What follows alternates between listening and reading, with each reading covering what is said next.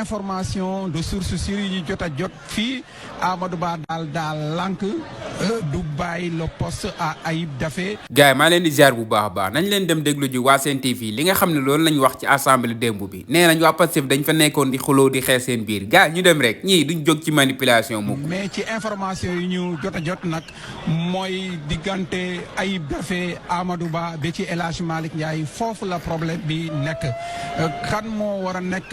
le président de l'Assemblée nationale qui est le candidat du parti le candidat de Pastef le candidat de Ousmane Sonko. De toute façon information de source sûre yi ñu jot a jot fii Amadou Ba daal lànk du bàyyi le poste à Ayib Daffé. À un moment donné aussi El Hadj Malick Ndiaye était très impliqué mais il aurait levé le pied mais rien n'est clair mais en tout cas ce qui est sûr et certain que blocage am na retard am na te on pensait que buy am ci côté opposition bi mais malheureusement cette fois-ci ci ñoom la ñoom ñoo ëppale député et on croyait que lii réglé nañ ko parce que bu leen fàtte ni il y a de cela quelques jours.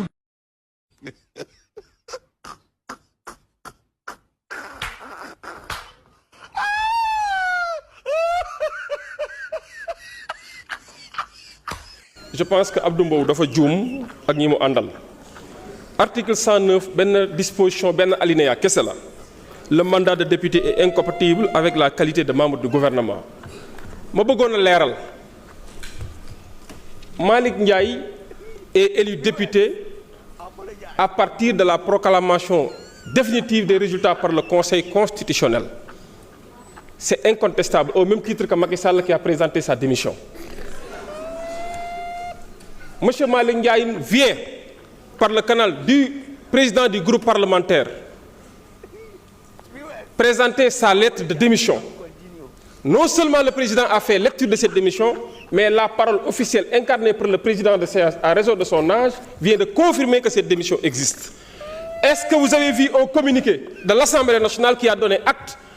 au président Macky Sall de sa démission? Et pourtant, vous qui prenez la parole, vous parlez en tant que suppléant. Raison pour laquelle vous avez parlé en tant que suppléant, raison pour laquelle je demande, Monsieur le Président, après l'ouverture du scrutin, de passer automatiquement au vote. Je vous remercie.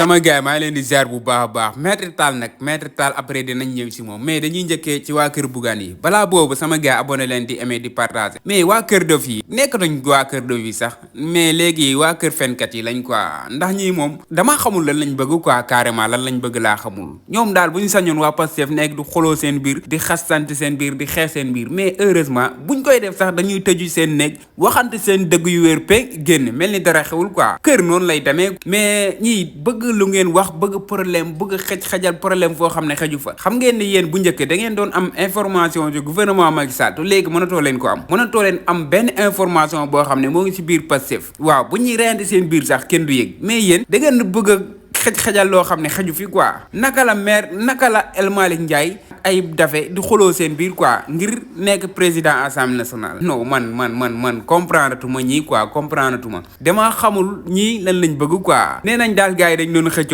doon xëccoo ki war a nekk président assemblée loolu gars yi tëral nañ ko bu yàgg li nekk ci Pastef nekkul fenn ñoom ni ñuy doxalee amul benn parti boo xam ne yaa ngi koy doxal amul benn parti boo xam ne moo ngi koy doxal biir Sénégal ndax ñoom gëm-gëm bi ñu amoon bu njëkk ba léegi nii moom lañ am quoi ñoom li ñu war a def rek xam nañ ko bu yàgg lépp loo xam ne war nañ ko tëral wala war benn poste boo xam ne war nañ ko nommer nit xam nañ ko bu yàgg mais yéen daal nii ngeen bëgg a nekkee quoi yàlla baax na fi ngeen di séentu Pastef yàlla na bu ngeen ko fa gis waaw boo leen sañoon gars yi di xeex seen biir di xuloo seen biir rek waaw lii moo leen dese nag waaw lii moo leen dese toog di sosal ay nit moo leen dese quoi mais yàlla baax na doo leen ko mës a am sama gars yi déglu ngeen Maître Tall tamit dëgg bi nga xam ne wax na ko Abdou Mbow Kirikou non gis ngeen waa Pastef droit kese la ñuy doxal leneen lu dul droit doxuñ si dañoo waa Pastef daal lépp loo xalaat rek ñoom am nañ ko quoi ñoom dañoo complet am nañ lépp fekkee droit xam droit rek ñëwal ci Pastef fekkee politique ñëwal ci Pastef ñii dañoo xam droit bu ngeen waa APR yi moom daa mel ni affaire droit moom nekkul seen bopp yi déglu ngeen Aïssata Tall démb li mu wax gars yi naw nañ Aïssata Tall Sall moom droit rek la xam droit kese la jàng moom la xam mais Aïssata Tall démb dugg nga si mbooy bi de dafa dugg si mbooy bi ba réer kenn gësatu ko ndax Aïssata Tall Sall lu mu doon jaay nit ñi moo amul quoi di jaay nit ñi ne man dama jàng dama xam droit mosoo leen doxal droit li ngeen fi nekk yépp mosoo leen doxal droit lu leen neex ngeen fi nekkee woon ak lu leen saf ak li neex Macky Sall seen yoon nekkul si droit moo tax xam naa nelaw ak yeewu rek ngeen nar a nekk ci assemblée nationale ndax ñi ngeen jàkkaarloon moom su fekkee droit